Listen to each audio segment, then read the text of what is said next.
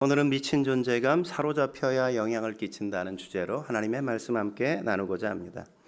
여러분, 오늘 본문은 사실 지난주 아그리파 왕 앞에서 바울이 재판을 받는 그 장면의 연속선상에 있는 것 아닙니까?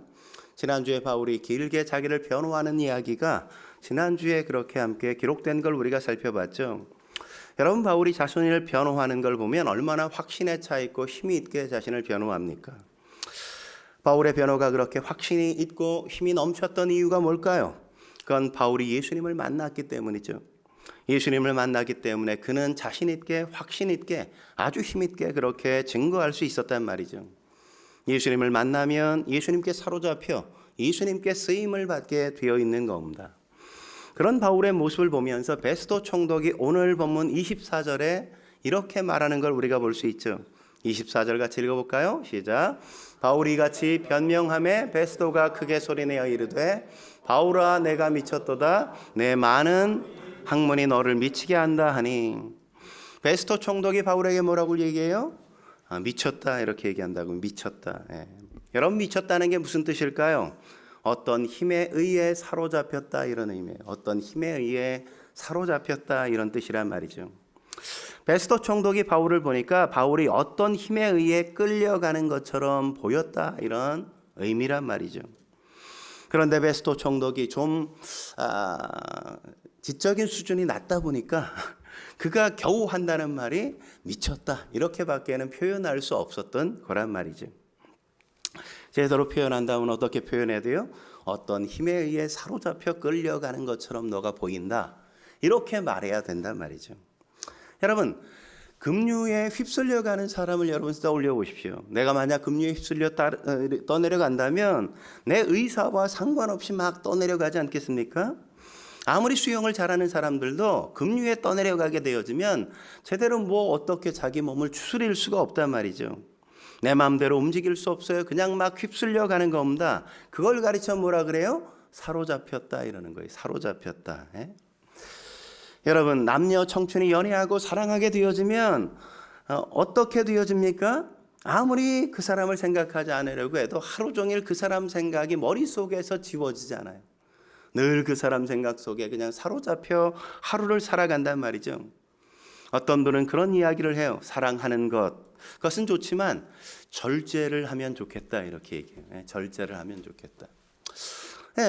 그렇죠. 그렇게 하면 얼마나 좋아요. 그죠? 사랑하면서도 절제하면서 사랑하면 너무나도 좋겠죠. 근데 사실 그게 됩니까? 안 되잖아요. 안 돼.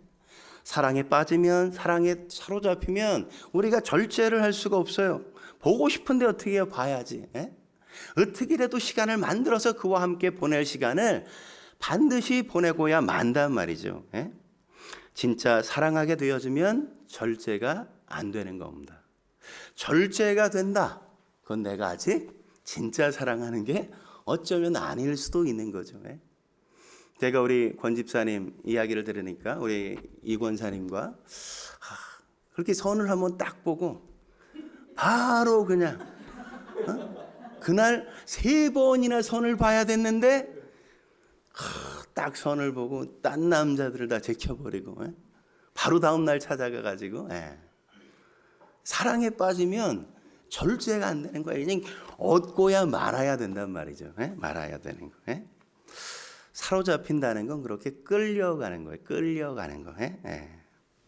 마찬가지로 예수님께 사로잡히고 성령께 사로잡히면 오직 예수님밖에 모르고 성령님밖에 생각하지 않게 된단 말이죠. 딴 생각을 도저히 할 수가 없는 겁니다. 예수님을 향한 사랑이 나를 사로잡아서 예수님을 전하고 예수님을 말하고 예수님처럼 삶을 살게 그렇게 만들어 간단 말이죠. 그래서 바울도 그런 것 아닙니까? 바울도 그렇게 말하잖아요. 성령에 매여 성령에 이끌려 자기가 살아가고 있다 이렇게 고백하는 걸 우리가 볼 수 있지 않습니까? 그게 바로 지금 베스도 총독이 보고 있고 아그리파 왕이 보고 있는 바울의 모습이었다고요. 야, 넌 뭐가 쓰인 것 같아. 그래서 네가 뭐에 끌려다니는 것 같아. 넌 미친 것 같아. 이렇게 그래서 말할 수밖에 없었던 거라고요. 그래서 바울의 변호하는 말은 확신에 차고 힘이 넘치고 그랬던 겁니다. 그걸 가르쳐 우리가 뭐라 그래요? 미친 존재감이다. 이렇게 이야기하는 거죠. 여러분, 우리도 그런 미친 존재감을 가진 드러내는 그런 삶을 살아야 하지 않겠습니까? 그렇다면 우리가 바울처럼 미친 존재감을 가지려면 어떻게 해야 될까요? 첫째로 삶의 가치관이 달라야만 합니다. 삶의 가치관이 달라야 한단 말이죠. 여러분, 바울이 21장부터 26장까지 6차례의 재판을 받는 모습을 보면 인상 깊은 게 뭡니까? 바울이 당당하지 않아요? 당당하지 않아요? 네? 얼마나 담대합니까? 바울은 지금 자신이 재판받는 것처럼 보이지 않는단 말이죠. 그는 억울해하지도 않습니다. 괴로워하지도 않는단 말이죠. 분노하지도 않는다고요. 재판을 마치 즐기는 것처럼, 게임하는 것처럼, 그렇게 즐기는 것처럼 보인단 말이죠. 여러분, 2절에 뭐라고 이야기합니까? 바울의 말하는 모습을 보십시오. 2절 같이 한번 읽어볼까요? 시작. 아그리빠 왕이여, 유대인이 고발하는 모든 일을 오늘 당신 앞에서 변명하게 된 것을 다행히 여기나이다. 바울은 지금 아그리빠 왕에게 6차례 6번째 재판을 받고 있는데 이걸 뭐라고요? 다행히 여긴다, 이렇게 얘기한다. 다행스럽다. 여러분, 바울이 처한 상황이 지금 여유를 부릴 상황입니까? 지금 유죄냐 무죄냐를 가리고 죽느냐 사는 문제가 지금 이 상황 속에 결정되는 아주 중요한 순간이란 말이죠. 그런데 그런 순간에 바울이 자신의 지금 상황을 말하기를 다행스럽다, 감사하다, 기뻐하다, 이런 이야기를 하는 겁니다. 이 다행이다는 말은 감사하다, 기뻐하다는 말로 함께 의미가 포함된 거예요. 바울은 지금 이 상황을 전혀 두려워하지 않고 있어요. 전혀 조급해하지 않고 그냥 자연스럽게 너무 여유 있게 맞고 있는 모습을 우리가 확인할 수 있잖아요. 그렇다면 여러분, 바울이 뭐가 다행이고 뭐 때문에 감사하고 뭐 때문에 기뻐한다고 이렇게 말하는 걸까요? 그건 재판을 받게 돼서 재판을 이렇게 받게 돼서 아그리빠 왕에게 내가 복음을 전할 기회를 가졌기 때문에 너무나도 다행스럽고 너무나도 감사하고 그게 너무나도 기쁘다는 거죠. 내가 아그리빠 왕에게까지 복음을 전할 수 있다니, 그를 전도할 수 있다니, 예수님에 대해서 말할 수 있다니, 이것보다 더 기쁘고 즐거운 일이 어디 있는가? 그는 지금 그렇게 말하고 있는 겁니다. 여러분, 생각해 보십시오. 이런 일이 없었다면 아그리빠 왕을 바울이 만날 일이 있었겠습니까? 그런 일이 없었단 말이죠. 바울은 지금까지 재판을 받을 때마다 자신의 무죄를 입증하기 위해 노력하지 않았습니다. 그러기보다 복음을 전하기 위해 그는 끊임없이 재판의 순간순간마다 늘 이야기하고 또 복음을 전했단 말이죠. 그는 천부장에게 붙잡혔을 때에도 천부장에게 예수님을 전하려고 노력했고, 많은 군중들 앞에서도 그는 예수님을 증거하려고 노력했어요. 유대인의 많은 사람들 앞에서도 그는 예수님이 누구신지 그는 이야기하고자 얼마나 했었습니까? 그는 벨릭스 총독 앞에서 재판을 받을 때에도 그는 자기를 변호하기보다 그는 예수님이 어떤 분인지에 대해서 말하지 않습니까? 베스토 총독 앞에서 섰을 때에도 그는 그랬단 말이죠. 바울은 자신의 무죄를 입증하려고 하기보다 언제나 복음을 전하려고 그는 끊임없이 노력하고 있었어요. 내 죄가 뭐냐? 이렇게 물으면 제가 좀 말씀드려도 되겠습니까? 그러고 나서 시간을 주면 예수님은 죽었다가 다시 부활하셨습니다. 제가 그 예수님을 만났습니다. 그렇게 말한 후에 그는 복음을 전하고 또 전했단 말이죠. 여러분, 이게 바울의 삶의 가치관인 겁니다. 복음 때문에 사는 것이고 복음을 전하기 위해 내가 이 땅에 존재한다고 그는 여기고 있단 말이죠. 우리는 그걸 디모데후서 4장 2절에서도 확인할 수 있지 않습니까? 4장 2절 같이 한번 읽어보죠. 시작. 너는 말씀을 전파하라. 때를 얻든지 못 얻든지 항상 힘쓰라. 범사에 오래 참음과 가르침으로 경책하며 경계하며 권하라. 때를 얻든지 못 얻든지 뭘 하라고요? 복음을 전파하라 이거죠. 복음을 전파하라. 하나님의 말씀을 전해야 한단 말이죠. 우리가 때를 얻든지 못 얻든지, 내가 어떤 상황 속에 있든지, 내 삶의 자리가 어디든지 상관없이 우리가 가능한 한 해야 될 것, 우리가 하려고 애써야 될 것, 우리에게 주신 최고의 가치, 가장 좋은 소식은 이 복음을 전하고자 해야 한다고 이야기하죠. 그러면서 뭐라고 이야기합니까? 이 복음을 전하기 위해 가장 중요하게 해야 될 일이 뭐라고요? 오래 참는 거라고요. 오래 참는 거. 지금 바울에게 딱 해당되잖아요. 2년 동안이나 감옥에 갇혀 있어. 그러니까 오래 참고 또 참고 참으니까 그런 국가의 지도자들에게, 고위직들에게 복음을 전할 수 있는 놀라운 기회가 자신에게 온 것을 기뻐하면서 그들에게 자신을 변호하지 않고 복음을 전하려고 끊임없이 노력하잖아요. 여러분, 바울은 내가 어디에 사느냐, 어떻게 사느냐, 내가 뭘 하고 있느냐, 내가 어떤 처지냐, 사람들이 나를 어떻게 보느냐, 그런 게 전혀 중요하지 않았다고요. 그게 그에게 중요한 가치관이었다면 아마 바울은 두려워하고 힘들어하고 억울해하고 답답해하고 얼마나 조바심을 냈을까요? 하지만 그건 바울의 삶의 가치관이 아니었어요. 복음을 전하는 것이 자신의 인생의 가장 소중한 가치였기 때문에 그런 것이 전혀 문제가 될 수 없었던 겁니다.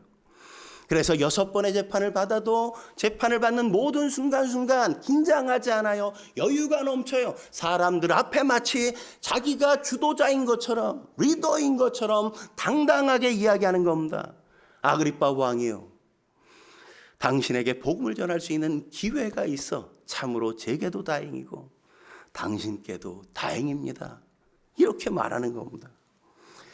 유명한 강해 설교자인 척 스미스 목사님이 교회 개척 시절에 꼭 필요한 돈이 있었는데 그 돈이 없어가지고 그가 기도하지 않을 수 없었어요. 너무나도 간절히 하나님 앞에 기도하고 또 기도했습니다.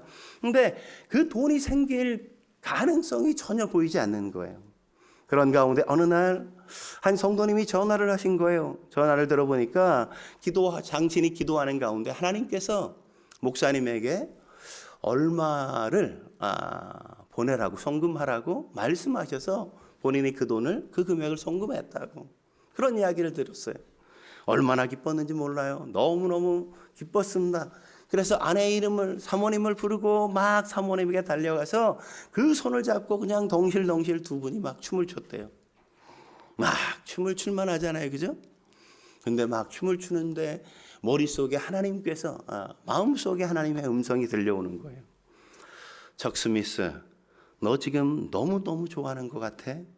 야, 내가 나 때문에 내 아내 손을 잡고 덩실덩실 춤췄던 적이 있어?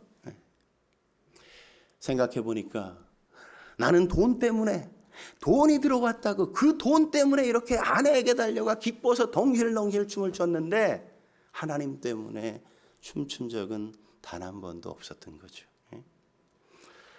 춤을 추다가 멈추고 엎드려서 하나님 앞에 회개를 했대요. 여러분, 우리도 그렇지 않습니까? 돈이 생기면 아싸 막 이러면서 엄청 좋아하잖아요. 그죠? 우리가 어떤 계산하지 않았던 보너스를 받는다든지 어디에서 목돈이 들어온다든지 그럼 너무너무 기뻐하잖아요. 그런데 하나님 때문에 하나님의 역사가 이루어지고 하나님의 일이 나타나고 하나님이 하나님 되심이 드러나는 것 때문에 여러분이 그렇게 덩실덩실 춤을 추며 좋아했던 적이 있냐 말이죠. 여러분은 어디에 가치를 두고 사십니까? 재물입니까? 건강입니까? 더 높은 자리입니까? 사람들의 인정입니까? 더 큰 집, 더 좋은 차, 더 여유 있게 사는 겁니까? 바울은 그런 것에 가치를 두고 살면 안 된다고 말하는 거죠. 우리가 어떤 환경, 뭘 하며 살더라도 우리가 가치를 두고 살아야 할 것, 그것은 복음이라고 이야기하는 것 아닙니까? 그래서 빌립보서 3장 8절에 바울이 이렇게 말하는 걸 우리가 확인할 수 있죠. 같이 읽어보겠습니다. 시작. 또한 모든 것을 해로 여김은 내 주 그리스도 예수를 아는 지식이 가장 구상하기 때문이라. 내가 그를 위하여 모든 것을 잃어버리고 배설물로 여김이라. 그러니까 가장 중요하게 여기는 가치가 뭐라고요? 예수님이라고요. 예수님. 복음의 핵심 예수. 예수가 그리스도라는 것, 그게 그에게 가장 중요한 가치란 말이죠. 그래서 뭐라 그래요? 내가 가진 모든 것들을 다 해로 여긴다 이렇게 얘기한다고요. 여러분 그렇잖아요. 우리가 가난할 때, 없이 살았을 때, 먹을 것도 너무너무 궁색할 때 우리는 어떻게 살았어요? 그냥 하나님 앞에 나와서 그렇게 간절히 기도하지 않았습니까? 얼마나 절박했어요. 하나님의 은혜가 얼마나 컸습니까? 하나님을 찾아와 기도할 때마다 그 힘으로 우리는 살아왔잖아요. 근데 여유가 생기고 돈이 생기고 좋은 집이 생기고 차도 생기고 그러니까 어때요? 우리의 마음속에 간절함이 없고 은혜에 대한 사모함이 사라지죠. 바울은 다 아는 거죠. 그걸 내려놔야, 그걸 해로 여겨야 내가 하나님 앞에 온전히 은혜를 받고 그분께 집중하며 살 수 있다는 걸 아는 겁니다. 그래서 바울은 자신이 가진 모든 것들을 다 배설물로 여기고 그냥 전도자로 그의 인생을 살아왔단 말이죠. 왜 예수 그리스도를 전하는 게 삶의 우선순위요 가치인가요? 그 이유를 디모데전서 6장 7절과 8절에선 이렇게 우리에게 바울이 이야기해 주죠. 같이 읽어볼까요? 시작.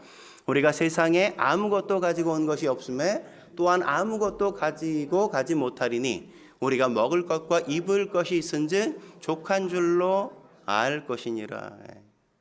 여러분 태어나면서 뭐 가지고 오신 분 한번 손 들어보세요. 아무것도 갖고 온 게 없잖아요. 우리는 갈 거예요. 하나님 앞에, 하나님의 심판대 앞에. 그때 가지고 갈 게 있어요? 여러분 장례식 많이 다녀보셨잖아요. 염할 때 그분의 손에 몸에 골드바 이런 걸 막 넣어주시던가요? 눕는다고 그게 그분이 가져가는 거예요? 아무것도 우리는 가져갈 게 없어요. 그냥 다 남겨놓고 가야 돼. 그래서 뭐라고 바울이 이야기하는 겁니까? 우리가 궁극적으로 하나님 앞에 서고 하나님 나라에 들어갈 것인데 우리가 어떻게 해야 돼요? 지금 살아갈 때 그냥 오늘 먹고 입을 게 있으면 그것으로 만족하고 족할 수 있어야 한다고 하는 거죠. 여러분의 가치관이 달라야, 그래야 여러분의 삶이 달라질 수 있고 그래야 미친 존재감이라는 게 드러날 수 있는 거죠. 한 걸음 더 나아가 우리가 바울처럼 미친 존재감을 드러내려면 어떻게 해야 될까요? 두 번째, 하는 행동이 달라야 한다고요. 하는 행동이 달라야 한단 말이죠. 바울의 얘기를 듣고 베스토 총독이 뭐라고 얘기합니까? 24절 다시 한번 읽어볼까요? 24절. 바울이 이같이 변명하매 베스토가 크게 소리내어 이르되 바울아 내가 미쳤도다. 내 많은 학문이 너를 미치게 한다 하느니. 여기서 미쳤다라고 얘기했는데 여러분 베스토가 정말 바울에게 미쳤다 이렇게 생각한 걸까요? 아니죠. 그는 자기가 도저히 따라갈 수 없는, 자기와는 전혀 다른 인생을 사는 한 거인을 만나고 감당할 수 없으니까 너 미쳤어 이렇게 얘기할 수밖에 없었던 거라고요. 여러분 우리도 그러잖아요. 뭔가 너무 맛있는 거, 뭔가를 먹고 나서 야 진짜 이거 미쳤어 이러잖아요. 이 미쳤다는 게 뭔 말이에요? 아니 어떻게 이렇게 맛있을 수가 있냐 이런 거 아니에요? 뭘 써보고 우리가 야 이 물건 진짜 미친 것 같아 이런 말 하지 않아요? 왜 그런 말 하는 겁니까? 아니 이 물건이 이런 기능이 있는 게 말이나 되냐 이거죠. 너무 놀랍다는 거고 경이롭다는 그 표현을 미쳤다고 이야기하잖아요. 여러분 바울을 생각해 보십시오. 바울이 얼마나 많이 공부했습니까? 가말리엘 문화, 당시의 최고의 학부 속에 가장 유명한 학자에게 배웠단 말이죠. 그러니까 당시의 최고의 지성이라고 인정받을 수 있는 그런 존재였습니다. 뿐만 아니라 바울은 모든 사람이 갖고 싶어하는 로마 시민권을 가지고 있다고요. 그냥 이방 나라에 막 다니면서도 어떤 범죄를 저질러 재판을 받아야 될 때 나는 가이사에게 받겠다, 로마 황제에게 받겠다 그러면 모든 것들을 다 건너뛰고 로마로 압송되어 갈 수 있는, 재판을 받지 않을 수 있는 그 권리까지도 얻는 겁니다. 그러니까 이 로마 시민권을 가졌다는 건 굉장한 자부심이고 자긍심이었단 말이죠. 그러니까 바울은 그런 모든 것들을 갖고 있었기 때문에 사람들로부터 상당한 존경을 받고 있었어요. 그래서 오늘도 지금 예수님 내가 믿지 않을게 라고 말하면 그 모든 권리를 다 회복하고 다 누릴 수 있었어요. 사람들이 갖고 싶어하고 살고 싶어하는 대부분의 그 풍요, 대부분의 그 명성, 대부분의 그 인기, 그런 것들을 한 몸에 다 받고 그 삶을 그냥 지금이라도 바로 회복할 수 있었다고요. 그런데 바울이 그렇게 합니까? 그러지 않는다고요. 그 모든 권리들을 다 포기하고 이 힘든 삶을 자초하고 감옥에 있기를 선택하고 있는 겁니다. 그 모습을 보니까 베스도 총독이었던 거예요. 나 같으면 그렇게 할 수 없어. 넌 정말 미친 것 같아. 그렇게 이야기하고 있는 거죠. 속물인 자신과는 비교할 수 없이 너무 놀랍게 사는 그의 인생이 베스도에겐 충격이었던 겁니다. 그래서 31절에 뭐라고 이야기합니까? 이렇게 말하는 걸 우리가 확인할 수 있잖아요. 물러가 서로 말하되 이 사람은 사형이나 결박 당할 만한 행위가 없다 하더라. 뭐예요? 바울은 사형 당할 만한 일이 없다고요. 죄 지은 게 없단 말이죠. 그는 이렇게 감옥에 갇혀 있어야 될 어떤 이유도 없다고 말하는 것 아닙니까? 그래서 뭐라고 얘기해요? 32절에 보면 그런 얘기 하잖아요. 가이사에게 바울이 상고만 하지 않았다면 지금 그냥 우리가 풀어줄 수 있는데 풀어주지 못하는 걸 안타까워하는 걸 우리가 확인할 수 있지 않습니까? 여러분, 우리도 바울처럼 미쳤다는 그런 소리를 들을 수 있어야 한단 말이죠. 미쳤다는 게 뭔가요? 세상 사람들처럼 살지 않고 세상 사람들처럼 행동하지 않는다는 거죠. 세상의 방식대로 우리가 따라가지 않는다는 걸 말하는 것 아닙니까? 약육강식, 적자생존, 그런 것에 우리가 따르지 않는다고요.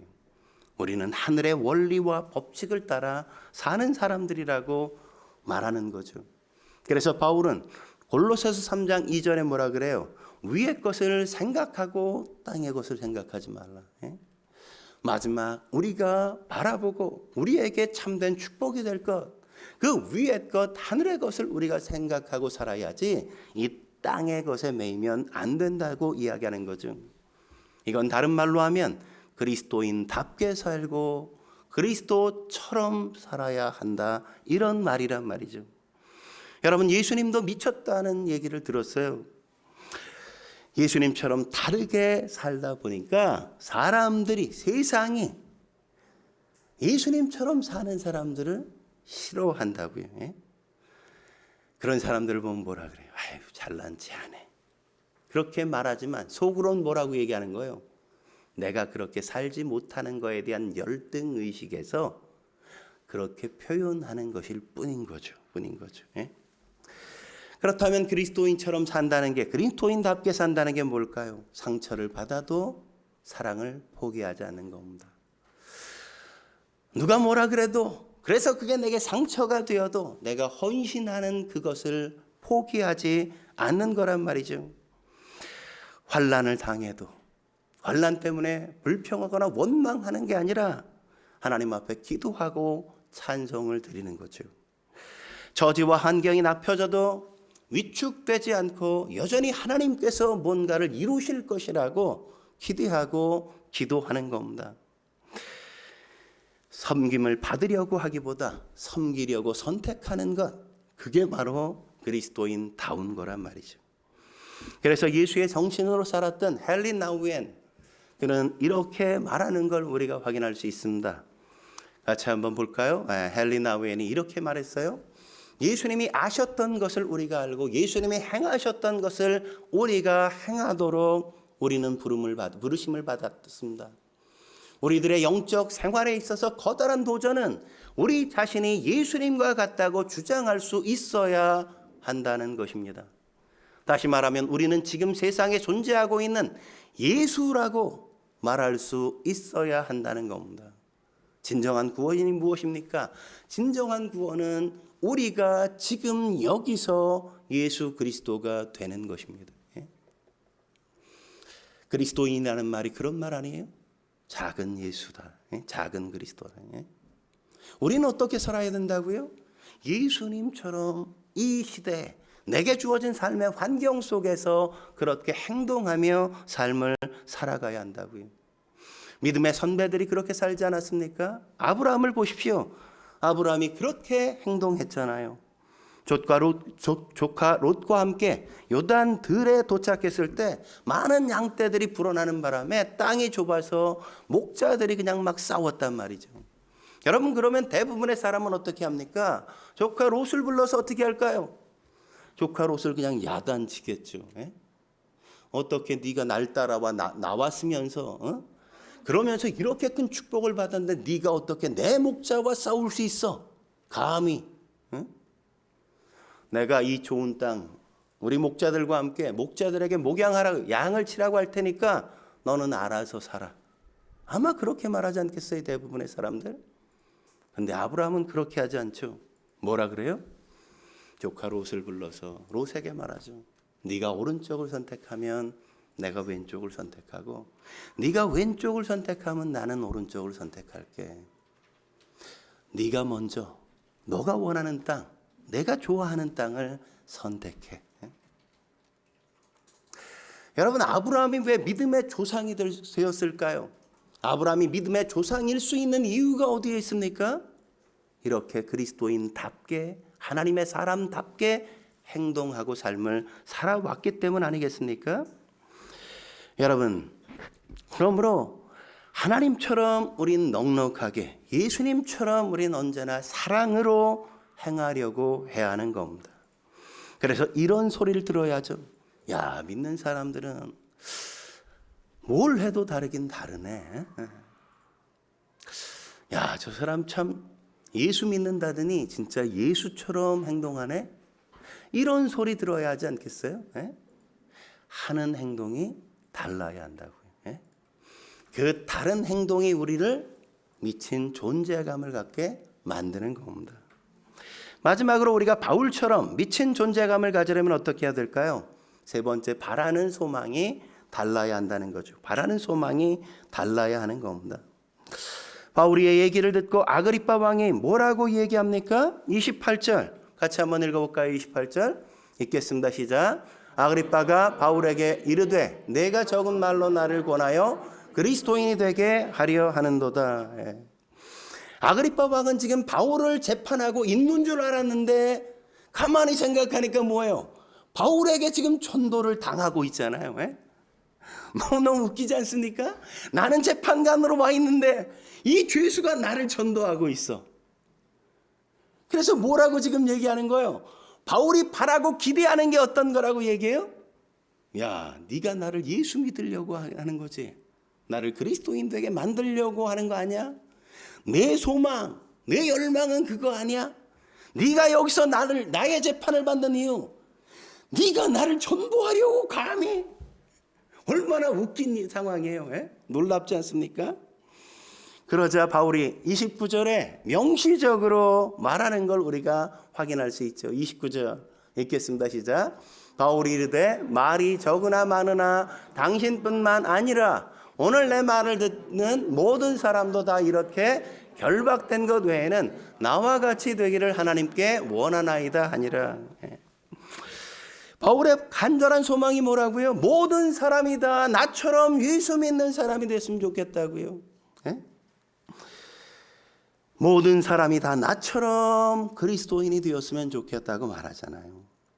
여러분, 바울의 말에는 우리 그리스도인들의 자존심이 드러나 있잖아요. 그리스도인 되었다는 게 어떤 건지, 그리스도인이 어떤 존재인지에 대한 자부심이 마음속에 그냥 가득한 걸 우리가 확인할 수 있지 않습니까? 여러분, 바울이 이런 자부심을 가졌던 이유가 뭘까요? 세상 사람들이 갖지 못한 것을 우리가 갖고 있기 때문이란 말이죠. 바울은 세상 사람들이 그들이 가진 모든 재물을 다 드려도 갖지 못할 그 무언가를 나는 가졌다 이렇게 말하지 않습니까? 로마서 14장 17절에 그렇게 말하죠. 그가 가진 게 뭐라고 이야기합니까? 같이 읽어보죠. 시작. 하나님의 나라는 먹는 것과 마시는 것이 아니요 오직 성령 안에서 있는 의와 평강과 희락이라. 그게 뭐라고요? 하나님 나라를 경험하는 거라고요. 세상 사람들이 갖지 못한 나만이 갖고 있는 것, 하나님 나라를 경험하는 것. 여러분 생각해 보세요. 세상은 뭡니까? 먹고 마시는 거잖아요. 근데 먹고 마시는 거로 하면 지금 아그리파 왕보다 더 잘 먹고 더 잘 마시는 사람 있겠어요? 없죠. 바울은 지금 뭐 하고 있어요? 겨우 딱딱한 빵 한 조각 그거 먹는 죄인 신세 아닙니까? 그런 신세라단 말이죠. 하지만 하나님은 그런 바울에게 아그리파 왕이 갖지 못한 놀라운 것을 주셨다고 얘기하죠. 그게 뭐라고요? 하나님의 의요, 세상이 빼앗을 수 없는 평강이며 세상은 알 수 없는 기쁨이 바로 바울이 가졌던 그 놀라운 신비란 말이죠. 여러분 생각해 보세요.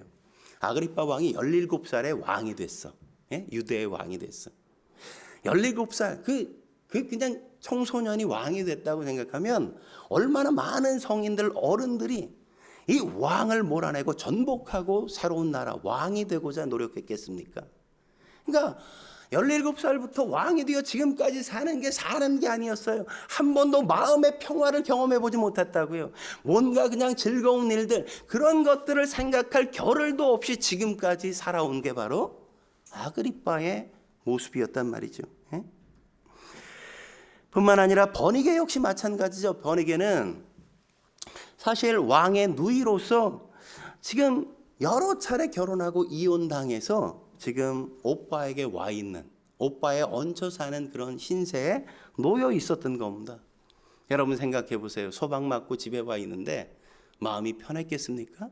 한 번도 아니고 수없이 그렇게 그냥 버림당해서 오빠에게 얹혀 사는데 진수성찬을 먹은들 그게 뭐 그렇게 기쁘고 뭐 그렇게 즐겁겠습니까? 바울은 예수를 믿지 않고 겉으로만 이렇게 화려하게 살고 있는 아그리파 왕과 버니게를 보면서 그 내 안에 있는 행복들, 그들이 갖지 못한 평안과 그들이 갖지 못한 이 기쁨을 그들이 가졌으면 좋겠다고 마음을 갖고 있는 거란 말이죠. 그들이 얼마나 불쌍해 보였겠어요. 한 번도 웃지 못하고 한 번도 평안하게 잠도 제대로 못 잤던 그들의 삶이 얼마나 불쌍하고 안 돼 보였겠습니까? 그래서 바울이 이야기하는 거죠. 당신들도 나처럼 좀 됐으면 좋겠다. 감옥에 갇혀 있어도 그렇게 평안하고 그렇게 기쁘고 그런 삶이 여러분의 삶이었으면 좋겠다. 이렇게 얘기하는 거예요. 이게 그리스도인의 긍지란 말이죠. 자긍심이에요. 좀 없어도 좀 덜 가졌어도 좀 힘들게 살아도 그럼에도 불구하고 우리 안에 있는 평안, 우리 안에 있는 기쁨, 그것들은 그 누구도 빼앗아갈 수 없는 놀라운 것이란 말이죠. 여러분 이처럼 세상적인 기준으로 보면 우린 아그리파 왕 앞에 선 바울처럼 그렇게 초라해 보일 수도 있겠죠. 하지만 우린 세상 사람들이 갖지 못한 평안을 누리고 있고 세상 사람들이 알지 못하는 기쁨을 우리가 갖고 있는 것 아닙니까? 그리고 우린 그들이 갖지 못한 영원한 생명을 우리는 갖고 있단 말이죠. 그래서 바울은 당당하게 이야기하는 겁니다. 모든 사람이 다 이렇게 나처럼 되었으면 좋겠다. 저는 이 말이 너무나도 놀라운 것 같아요. 저는 여러분도 그렇게 말할 수 있으면 얼마나 좋을까 하는 생각을 해봐요.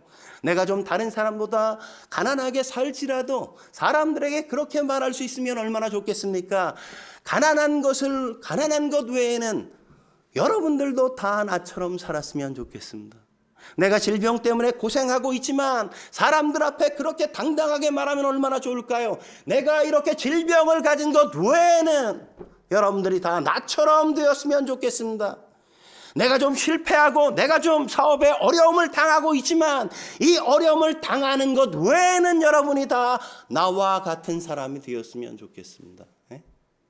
이게 바로 그리스도인이 가진 자긍심이라고요. 자존심인 겁니다. 여러분 이렇게 말하면 사람들에게 우습게 볼까요? 아니죠. 뭔가 좀 잘 나가고 성공하고 그럴 때 그런 말을 하면 겉으로 사람들이 표현은 하지 않지만 에이 밥맛이네, 지 잘난 척하고 있어, 그렇게 말하잖아요. 그죠? 근데 어려움 속에 있고 질병 가운데 있고 힘들게 살아감에도 불구하고 사람들 앞에 당당하게 이런 것 외에는 당신이 나처럼 되었으면 좋겠어요. 이렇게 말한다면 사람들에게 그게 얼마나 충격이겠습니까?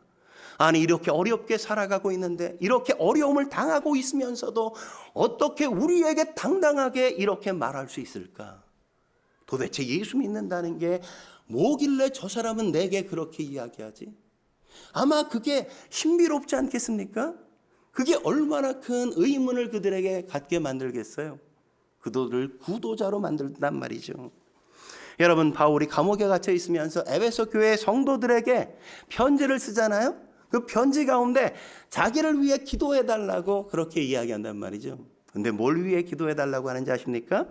에베소 6장 19절 같이 한번 읽어보죠. 읽겠습니다. 시작.